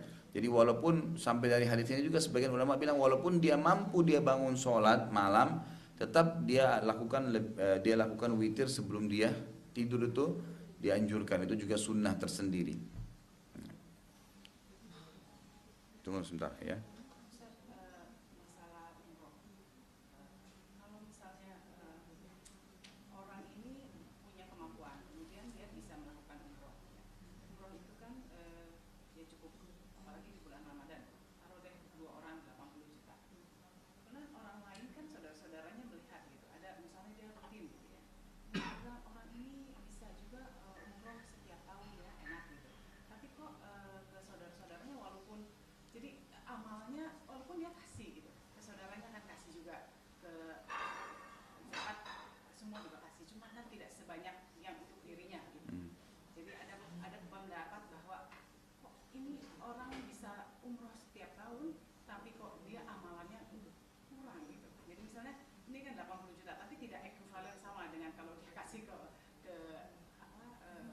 Maksudnya orang yang minta dibantu itu minta sebesar biaya umroh itu? Bukan, jadi kan kita kan punya pemahaman. Orang ini bisa ya setiap tahun misalnya ke umroh. Itu kan mereka jangan langsung berhitung 80 juta, 100 juta gitu ya setiap tahun. Tapi kok memang dia mampu lah. Tapi kan akan lebih baik kalau si uang ini ya dia lebih banyak berikan ke orang lain gitu. Walaupun dia si orang ini juga kasih. Enggak begini Bu. Jadi dalam ibadah gitu kan, apalagi dalam bab sedekah tadi ya, seseorang punya hak, dia bebas, dia mau pakai umroh saja atau dia mau sedekahkan itu terserah dia gitu kan. Tidak boleh orang lain menghasut itu, tidak, itu haknya dia. Dia mau umroh setiap bulan, sebulan 2 kali, terserah dia gitu kan. Kalau ada keluarganya bilang kenapa dia keluarin sedekah cuma 1 juta ya, sementara dia keluarin jangankan 1 tahun 1 kali, mungkin 1 tahun berapa kali dia umroh, itu hak dia. Dan ada begini pentingnya, ada kaidah dalam Islam, dalam agama kita ini, dalam ibadah kita harus mendahulukan diri kita dari orang lain. Saya pernah kasih contoh kalau masih ingat di bab sholat ya. Saya sering temukan karena ketidakfahaman atau kurangnya ilmu ya banyak orang kita di Indonesia ini. Kalau saya masuk masjid, bagi laki-laki yang paling afdal saf berapa? Saf pertama, saf awal kan. Sampai kata Nabi SAW, kalau orang tahu, lo ya'lamun nas ma fi nidai wa safila la atahuma walau habwa. Kalau orang-orang tahu, terutama laki-laki, apa yang tersembunyi di azan, itu azan langsung sholat, jawab apa yang dikatakan langsung ke masjid gitu kan. Dan saf pertama mereka pasti akan mendatangi keduanya walaupun merangkak gitu kan. Itu banyak sekali dalam hadisnya juga dikatakan Allah memberikan salam kepada orang-orang yang berada di saf pertama. Kalau dari fadilah-fadilah ini keluar kaidah dari para ulama. Kalau dalam ibadah kita harus dahulukan diri kita. Misal saya lagi masuk masjid, ada kesempatan saf pertama, saya masuk. Jangan saya persilahkan orang lain, karena ini kesempatan saya untuk dapat pahala, gitu kan? Mesti saya duluan. Jangan disuruh orang lain. Kadang-kadang saya pernah terlambat dekat rumah saya, masuk masjid sudah mau iqamah. Saya percepat langkah untuk saf pertama. Ada orang lihat saya cepat, dipersilakan, silakan Pak gitu. Ya saya masuk gitu kan. Mestinya dia tidak boleh, mesti dia sendiri yang dahulukan diri dia. Dalam ibadah, dalam ibadah. Sekarang saya punya kesempatan untuk umroh. Memang saya pernah umroh, tapi saya mau umroh lagi karena antara umroh dengan umroh pengampunan dosa. Umroh menyebabkan menghilangkan kemiskinan, tadi saya katakan seperti hadis ya. Umroh dan haji menghilangkan kemiskinan sebagaimana api menghilangkan karat dari besi. Maka saya lakukan itu, gak ada masalah walaupun saya tidak umrahkan keluarga saya, kan gitu. Itu bukan keharusan, bukan keharusan. Dan kalau kita mau, oke, saya berbagi deh, siapa keluarga saya yang belum berangkat karena saya pernah umroh, bulan lalu saya mau bulan ini dia berangkat, ya silahkan. Tapi kalau umrah Ramadan ada fadilah-fadilah yang besar seperti haji bersama Nabi, kita punya hak untuk mendahulukan diri kita itu. Ini masalah ibadah gitu kan. Memang sudah begitu sunnahnya, sudah begitu hukumnya. Nah bagi orang yang tidak mampu, mereka bisa mengejar pahala itu dengan niatnya, kan gitu. Sebagaimana sabda Nabi SAW kan gitu. Ada manusia ini ada 4 tingkatan. Yang pertama adalah yang Allah karuniai ilmu dan harta. Dia punya harta banyak, dia juga punya ilmu syar'i yang faham bagus. Ini tingkat paling tinggi. Kemudian dia menghabiskan keduanya. Ilmunya semua diajarkan di jalan Allah, hartanya dihabiskan di jalan Allah. Ini orang yang paling tinggi tingkatannya. Kemudian datang tingkatan kedua, orang yang punya ilmu tapi nggak punya harta. Dia tahu hukumnya, dia tahu fadilahnya, umrah Ramadan misalnya, tapi dia nggak punya harta untuk lakukan. Apa yang terjadi? Betul-betul tidak ada hartanya. Lalu dia dengan niatnya dia mengatakan, ya Allah, kalau seandainya Engkau karuniakan aku seperti si fulan, ini golongan pertama, maka saya akan lakukan hal yang sama. Kata Nabi SAW, fahuma fi ajri sawa. Mereka berdua pahalanya sama. Asal betul-betul ya bukan ada duit, enggak saya niat aja deh gitu kan. Enggak, memang dia enggak ada memang, tapi dia tahu itu fadilahnya. Dia bisa kejar dengan itu. Nah golongan ketiga adalah orang yang Allah karuniai harta. Ini bahayanya punya harta tapi enggak ada ilmunya. Dia enggak tahu. Maka dia habiskan hartanya di jalan-jalan yang sesat, yang tidak benar. Kan gitu, dia foya-foya hal-hal yang maksiat gitu kan. Maka ini golongan yang buruk kata Nabi SAW. Ada golongan keempat lebih buruk lagi. Tidak ada ilmu, enggak ada harta. Tapi dia bukan mencontohi golongan pertama sama kedua. Dia contohi yang ketiga. Dia bilang apa? Kalau seandainya saya punya harta, saya akan buat seperti ini. Yang ketiga, bangun diskotik, bangun karaoke, buat maksiat, gitu kan? Maka apa kata Nabi? Fahuma, mereka berdua ini golongan 3 sama 4, fi wazri sawa, dosanya sama. Dia nggak punya duit, dia nggak bangun diskotik, tapi dia bisa dapat dosanya diskotik, gitu. Dengan niatnya. Maka ini bisa, artinya kita kembali kepada golongan pertama sama kedua, kita bisa, orang yang tidak punya kemampuan itu bisa dengan niatnya. Sebenarnya bisa mengejar itu ya, kalau dia faham. Masalahnya kalau dia tidak faham gitu. Dan subhanallah memang di dalam segala hal ada saja orang yang hasud ya. Tapi memang hasud dalam masalah ibadah itu dibolehkan. Seperti gini, kata Nabi SAW, la hasada illa fitnatain. Tidak boleh hasud kecuali di 2 keadaan. Kata Nabi, seorang yang pertama adalah seseorang yang diberikan Allah ilmu. Rajulun ata'ahu Allah ilman, fasallatahu ala halaqatin fil haqq. Maka dia, ilmu yang dia miliki dihabiskan di jalan Allah. Lalu ibu dan bapak bilang, coba ya kalau saya bisa pintar seperti dia, saya juga ngajar deh seperti dia, misal, gitu kan? Nah itu bisa saja mendapatkan pahalanya. Dan itu boleh orang mengatakan begitu, tapi dengan syarat ya. Yang dimaksud dengan hasud di sini adalah ghibtah namanya. Apa itu ghibtah? Bedanya antara iri yang dibolehkan dengan iri yang tidak dibolehkan. Kalau iri yang tidak dibolehkan adalah kita merasa sakit hati, kenapa dia punya itu, gitu kan? Dan kita berharap itu hilang dari dia. Nah ini yang tidak boleh. Tapi kalau ghibtah itu kita merasa, oh orang ini masya Allah dikasih rumah bagus ya, dikasih ilmu, dikasih harta, dikasih pasangan, dikasih anak, misal. Lalu kita nggak hasud, kita nggak sakit hati, kita mengatakan ya Allah, sebagaimana kau karuniai dia, karuniai juga saya. Itu nggak masalah, boleh. Itu nggak masalah. Jadi kata Nabi SAW tidak boleh hasud kecuali di 2 orang. Yang pertama Allah kasih ilmu dihabiskan di jalan Allah. Yang kedua Allah kasih harta dihabiskan di jalan Allah. Boleh kita mengatakan coba ya kalau saya juga punya, gitu kan. Tapi ingat ya, dengan tidak berharap namanya izalatun ni'am. Kita tidak berharap nikmatnya dia hilang, gitu loh.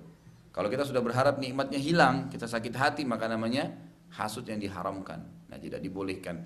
Tapi kalau tidak berharap itu makanya namanya ghibtah, dibolehkan saja. Jadi sebenarnya mereka bisa mendapatkan itu, mereka bisa mendapatkan dengan niatnya, gitu kan. Tapi memang itu karunia ya, subhanallah. Kata para ulama, ada rezeki-rezeki yang telah Allah turunkan buat hamba-hambanya yang mutlak. Artinya kita mau nggak mau datang gitu loh. Sudah ada air yang dihidangkan misalnya, saya tidak minta, tiba-tiba tadi diantarin gitu kan. Misal, atau kita lagi diantarin makanan oleh kerabat, kita dikasih hadiah oleh siapa, kita nggak pernah minta itu. Udara yang kita hirup, semua sudah mutlak gitu lah, datang tiba-tiba. Ada rezeki yang memang kita harus berusaha. Memang begitu baru didapatin. Jadi ibaratnya rezeki itu seperti pohon, ada buah yang bergeletakan tinggal dipungutin, ada buah yang di atas pohon harus dimanjatin, gitu kan. Nah ini semua orang muslim atau orang kafir bisa dapatin itu. Kalau dia berusaha, dia ikhtiar, gitu kan, dia berusaha.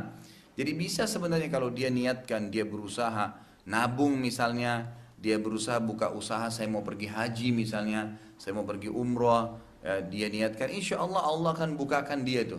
Biidnillah dengan caranya Allah sendiri ya. Jangan dia putus asa. Nanti ada bahasan kita di dosa besar itu, termasuk dosa besar putus asa terhadap rahmat Allah. Oh kayaknya saya nggak bisa dia seperti dia. Itu nggak boleh semestinya dalam Islam. Nggak boleh pesimis gitu kan. Kita harus optimis, harus ada, bisa, saya bisa insya Allah. Sebagaimana dia juga dikasih, saya akan lakukan. Seperti contoh hadis Nabi SAW, pernah datang sahabat-sahabat miskin kepada Nabi SAW berkata, hadis Bukhari, hadis Sahih, dan mereka berkata, ya Rasulullah, sahabat-sahabat kami yang kaya, ya, telah melebihi pahala kami.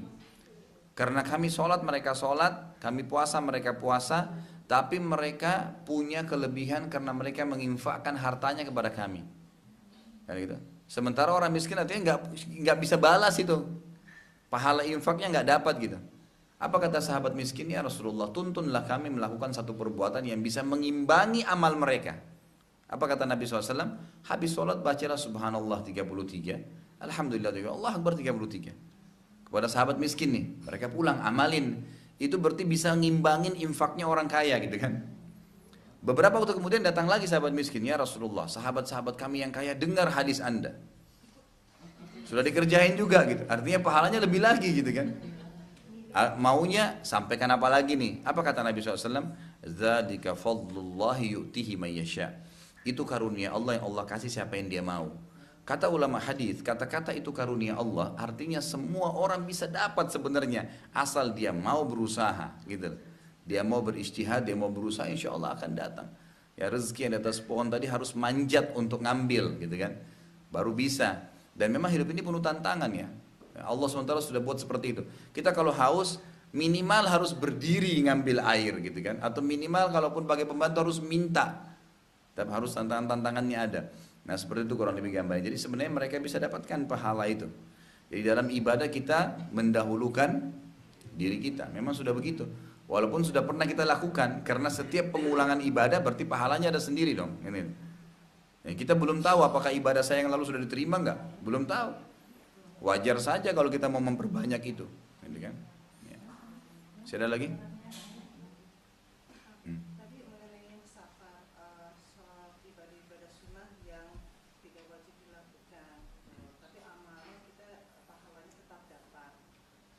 Batasnya itu dari kapan? Maksudnya apakah memang dari kecil dia terbiasa atau mereka baru melakukan misalnya beberapa tahun ini? Atau Tidak ada penjelasan ulama apakah memang dia harus terbiasa dari kecil. Tapi yang jelas dia sudah rutinkan. Misal ada orang subhanallah baru tobat 4 bulan lalu. Kemudian dia sudah mulai rutinkan. Mudah-mudahan dia sudah dapat insya Allah. Itu kan kita berharap. Jadi memang banyak hal-hal dalam agama kita ini tidak dirincikan oleh Nabi SAW. Itu hikmah paling besarnya kata ulama hadis agar semua muslim bisa mendapatkannya. Contoh, siapa yang datang di awal waktu hari Jumat sama dengan menyembeli unta. Siapa yang datang di waktu kedua sama menyembeli sapi. Waktu ketiga menyembeli kambing. Waktu keempat menyembeli ayam. Waktu kelima seperti nyumbang dengan telur, gitu kan. Kalau khatib di atas mimbar maka malaikat tutup bukunya dan pahalanya sudah ditutup, nggak catat lagi kan. Sekarang pertanyaannya, dari mana kita bisa bandingkan waktu pertama kita dapat pahala sapi atau pahala unta? Kata ulama ini hikmahnya tersembunyi agar mungkin semua muslim bisa dapatin tuh. Bisa saja waktunya sangat berdekatan, bisa saja. Ya kan? Walaupun ada pendapat mengatakan kalau orang mau unta itu berarti dia harus dari subuh, gitu kan. Habis sholat subuh dia sudah nggak kembali lagi. Dia udah tinggal sampai Jumat. Ya, tapi ini pendapat marjuh, ya pendapat yang tidak kuat. Karena memang ada hadis Nabi SAW yang berbunyi, siapa yang tiba hari Jumat dia mandi seperti mandi junub. Ya, kata ulama dianjurkan mereka kalau suami istri berhubungan biologis sama dia mandi junub. Kemudian dia memakai baju yang paling baik di rumahnya, menyisir rambutnya dengan betul. Kemudian menggunakan wangi-wangian, gitu kan. Kemudian dia datang ke masjid dan dia sholat yang diperintahkan kepadanya, maksudnya tahiyat masjid. Kemudian dia mendengarkan khatib. Kalau sedang berkhutbah dalam riwayat dikatakan dia duduk di dekat khatib. maka kemudian dia sholat Jumat, maka diampuni dosanya yang telah lalu. Nah, tapi intinya ada sesuatu yang tersembunyi nih, kita nggak tahu jeda waktunya kapan. Ini ada hikmah-hikmah tertentu.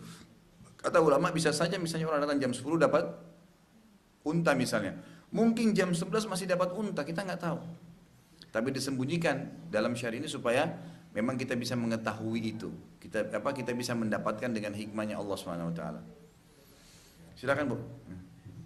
Kalau misalnya ada puasa yang tahun-tahun lalu misalnya nggak terbayar, ya itu gimana ya? Masih bisa diganti? Kalau puasa Ramadan tetap wajib. Ya. Tetap wajib dengan cara dengan cara bertaubat nasuha dulu. Pertama taubat, karena itu pelanggaran dosa besar. Puasa Ramadan adalah rukun Islam. Tidak dikerjakan berarti kita berdosa besar. Jadi harus taubat nasuha. Syaratnya 3. Tinggalkan dosa itu seketika, menyesali dan berjanji sama Allah tidak mengulanginya. Itu syaratnya. Dan tetap dibayar. Ya, baru dibayar. Nah, prediksi waktunya, misal Ibu lagu 3 atau 4 ya, pilih 4 yang lebih banyak. Nah, kemudian dicicil lah puasa itu. Misalnya hari ini puasa, minggu depan baru puasa lagi, minggu depannya puasa lagi, itu dilakukan, bayar, karena itu kewajiban kita. Kalau kita melakukan puasa bayar utang itu dilakukan Senin Kamis juga nggak apa-apa ya? Bisa, tapi nggak dapat pahala Senin Kamis. Ya, niatnya sih niat puasa bayar. Iya, karena tidak bisa tergabungkan antara wajib dengan sunnah. Beda sunnah dengan sunnah. Kalau seperti tidak bisa kita menggabungkan qobliyah duhur dengan duhur gitu kan. Karena sunnah sama wajib tidak digabungkan. Tapi kalau sunnah dengan sunnah, maka boleh saja ibu puasa Senin Kamis dengan puasa Syawal. Kan gitu. Itu boleh saja. Membayar utang Ramadan adalah membayar puasa wajib. Gitu kan. Berarti tidak bisa digabung dengan sunnah. Walaupun dikerjakan hari Senin atau hari Kamisnya. Pendapat paling kuat mengatakan dia berdiri sendiri.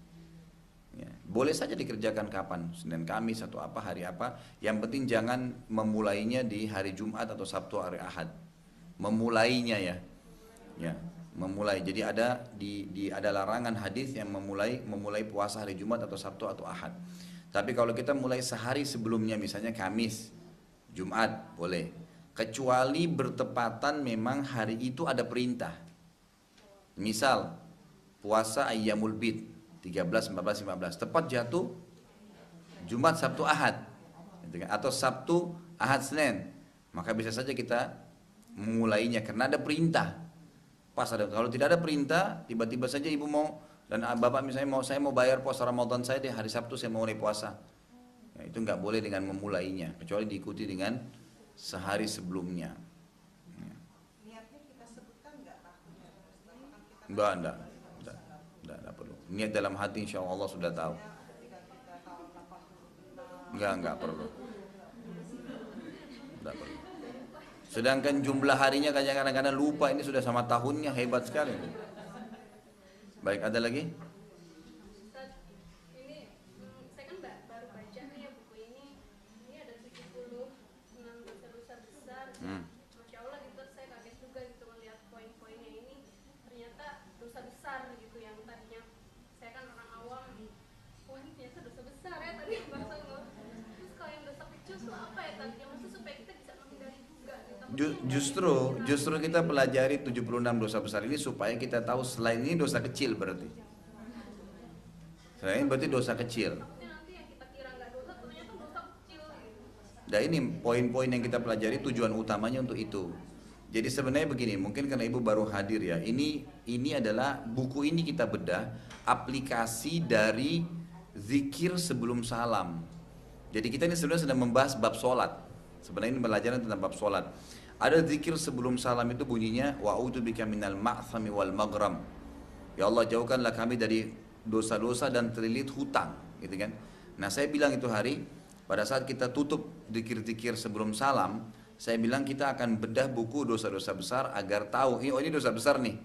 Jadi ini butuh taubat nasuha. Harus ditinggalkan seketika. Lagi bohong berhenti, lagi zina berhenti, lagi durhaka orang tua berhenti, lagi nipu berhenti, kan gitu. Lagi riba berhenti, kemudian sesali dan janji sama Allah tidak ngulangi. Nah selain ini, dosa-dosa ini insya Allah termasuk dosa-dosa kecil yang bisa diampuni dengan wudu, dengan sholat, melangkah ke masjid, sedekah, bakti dengan orang tua, silaturahim. Semua itu bisa mengampuni dosa-dosa kecil. Tapi kalau ini memang butuh taubat nasuha. Ini butuh taubat nasuha. Jadi pengampunan semua yang ada itu, yang dijanjikan seperti wudu, seperti sholat, puasa, segala itu akan menggugurkan dosa-dosa kecil. Tapi dosa besar harus dengan taubat nasuha. Ya.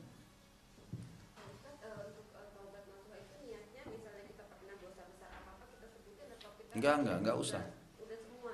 Enggak usah sebutin. Tapi pada saat kita ikuti dengan penyesalan antara kita dengan Allah itu dibutuhkan. Karena syaratnya kan menyesal.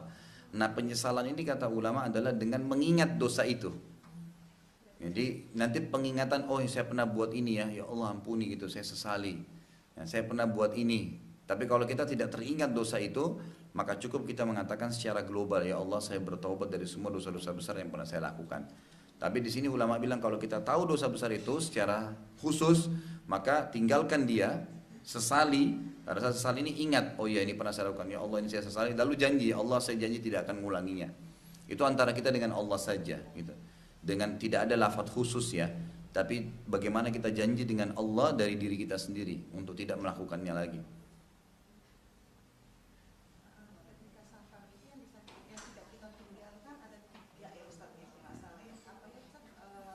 Sholat sunnah di safar itu sholat witir sebagian ulama masukkan juga tahajud. Kemudian sholat duha dan sholat 2 rakaat sebelum fajar, ya sebelum sholat subuh.